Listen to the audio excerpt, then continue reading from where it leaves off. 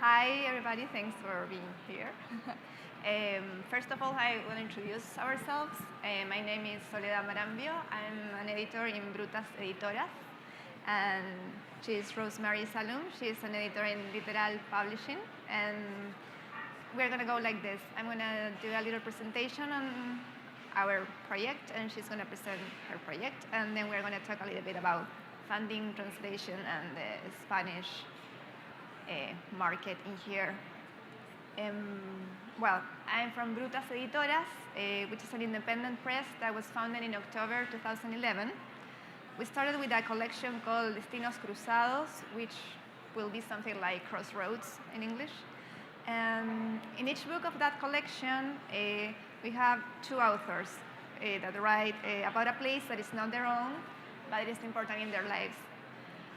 We have some of the most well-known writers in the Spanish-speaking world, published along with a new and young generation. And now you can find our books in bookstores in Santiago, Chile, Buenos Aires, Argentina, Costa Rica, and New York. Every book of that collection has a female writer and a male writer on it. This is a really important subject for us because there are a great number of amazingly great women writers, and it's more difficult for them to get published in their own markets. So can you imagine how difficult it is to make all the way to get translated? But well, I'll tell you more about Brutas and our bilingual collection that we are just launching just now, this month. About Brutas, the team. Our graphic designer works from Santiago, Chile. And the beginning, the whole editorial team was here in New York. But now we're scattered through New York, London, and Argentina. We are kind of a transnational enterprise with just 6 people on board. We print our first 3 books at the Express Machine at McNally Jackson, that amazing independent bookstore in Soho. Here we have the Javier Molea, the librero, over there. He was super helpful for us. Now we are doing some of the printing with them, and also in Chile. So we bring back the books. We print over there, and it's like the suitcase publishing house. We bring the books with our relatives and friends, almost like a family thing. But we're exploring now better ways and new ways to do that, the publishing and the distribution. And after 6 books of the first collection that was just Spanish, we decided that it was time to start with fiction and bilingual editions. The collection that we just launched is called Lenguas Cruzadas, which will be something like cross tongues, something like that. And the books on the books that we are publishing in bilingual edition are short novels, which is a complicated length for the publishing industry. So we wanted to offer the space for these amazing literary works that sometimes get lost because they are not what the industry wants. And they are perfect for bilingual editions. So you don't have like a Bible and like. And we are trying to keep the formula here of 1 female and 1 male in the book. One is the author and the other one is the translator. Our first book is called Las Orejas del Lobo, The Ears of the Wolf. An excerpt of the book was already published in Asymptote, and there are some reviews forthcoming that you can look later in our website. I can tell you what is the website later. The author is a Colombian, Antonio Ungar, and the translator is Catherine Silver. She is an award winner translator of Spanish and Latin America literature. And Ungar has been awarded with some of the most important prizes for prose writing in Spanish, some of the same awards that Roberto Bolaño received on his days. But Ungar is a low-profile author. He's not even that well known in Latin America. I don't know why, maybe because he lives in the Middle East, or maybe because he writes in a way that is not expected from a Latin American author right now. I leave those questions open so we can talk more about later. I have lots of things to say, but go to Rosemary and then we can talk more. Hello, my name is Rosemary Salum. I'm the editor of a bilingual publisher house, which is called Literal. We started the publisher house 10 years ago with the Bilingual magazine. It's a award-winning magazine that distributes in Mexico, the United States, and Canada. 2 or 3 years ago, we received a grant from the Mexican government to start a series of books that were supposed to be bilingual. So we have 3 or 4 collections within our press. The first collection is it's called Lateral, and it's the bilingual collection. We launched an award for young writers younger than 40 years old, and we started this collection that it's like I said, 100% bilingual, and these are the authors that won the prize that we launched. The second collection is the art collection. It's also bilingual, and we received another grant from the Mexican government. And again, the books are bilingual and are distributed in Mexico and the United States. There's another collection that we only publish in Spanish that it's called Dislocados. We are working very closely with Rice University. The main objective of that series is to publish established writers that are writing in Spanish here in the United States. So mainly what has been happening in the industry is that people who are writing in Spanish from the United States have to go either to Latin America or to Europe, to Spain, to have their books published. So one of the intentions of these, independent press is to have, Brutus publishers have a space for those writers that are producing from here, from the United States. So that collection is being worked along with Rice University through my colleague Gisela Jefes. And at the same time with that collection, we are creating an archive. So people who are publishing in that collection will be able to go into the online archive that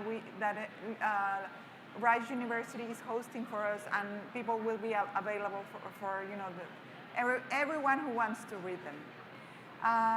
And the fourth collection is it's mainly about literature, and this is also in Spanish.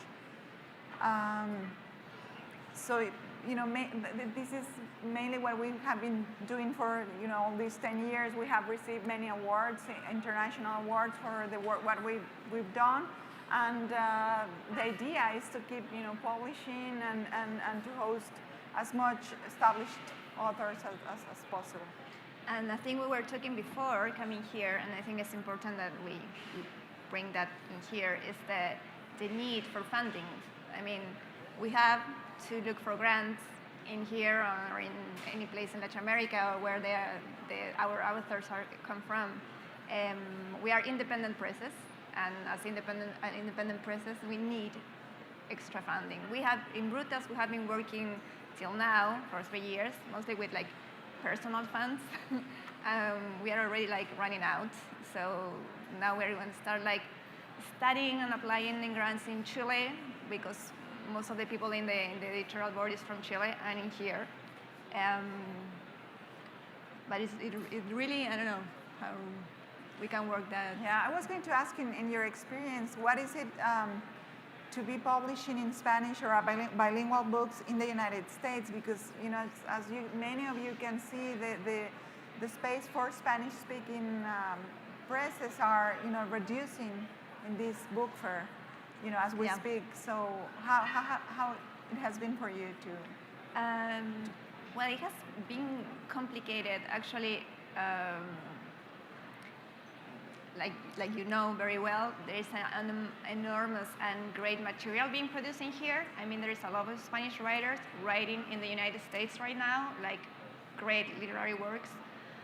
But to take them out, even to travel the United States, I mean, we publish it here in New York, but to go to, I don't know, Miami, it's a long way in the economic and in the logistic that a small press like these two small presses are. So we have had like some troubles to expand the distribution. I don't know what's your experience with that. Well, in our experience, it also has been very, very difficult. I remember like 8 years ago, I had the opportunity to interview many publishers and editors who were working in bilingual journals and bilingual publisher houses. And what they were saying, it's like there's a problem in the sense that the American reader is not reading as much books in translation as needed. And what happens is that the presses, the publisher house, do not publish books in translation because the consumer do not buy them. So it's like a bi-circle. You don't produce those books in English or in bilingual format because nobody will read them, and nobody reads them because they are not offered in the industry. Yeah, it's like a blind spot that is difficult to break. Like if you think there is an enormous amount of people speaking and writing in Spanish in here now, and you will think or you will wish that the English and the Spanish could get more intertwined and more connected and generate like a more fluid relationship. And we are totally open for that and hoping for that. That's why the bilingual books. But I will say that we haven't generated like a fluent dialogue with our English counterparts. I don't know. Even for and there is a lot of interest in translators. I mean, there's a lot of translators doing like great job. And there are good grants here offered for translating. Yeah. But the question is where to sell, how to sell this, how to make it like more like a big thing. I don't know. Right. So as for now, we are looking in Brutas. We are looking manuscripts from people from Chile, Argentina, Mexico. I mean, countries where we know we can get grants. And we are leaving out a lot of great writers and great writing because we cannot afford the translation. So we have to go for the people who has grants for doing that. And I don't know, it's really a beautiful market to explore. So we hope that it can get more momentum and more space in a place like this. I was talking to a friend of mine like a week ago or so, and we were talking about how the industry is behaving, and what is happening is like literature as an art, as a way of expression. It's finding its own spaces in small presses, because the big publisher houses are just selling books.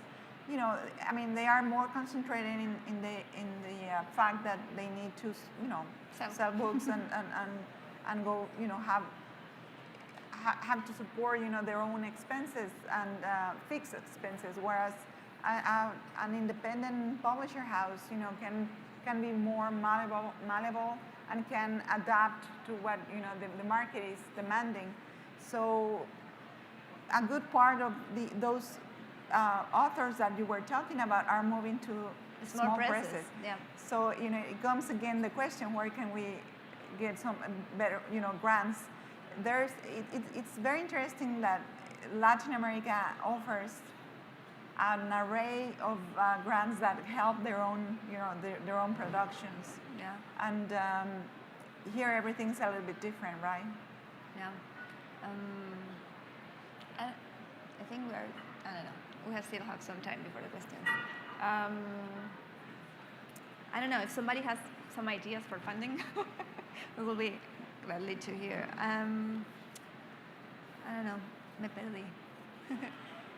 Is there any questions, or someone would like to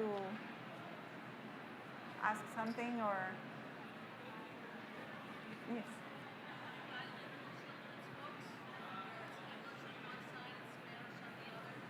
Yeah, the plan is in the future to also host books for children. We do that with the art books. We have on one side, or even sometimes in the same, like in in this book, we have the English and the Spanish section, and then on the poetry books is much easier also, because then you have like the English version and the Spanish version.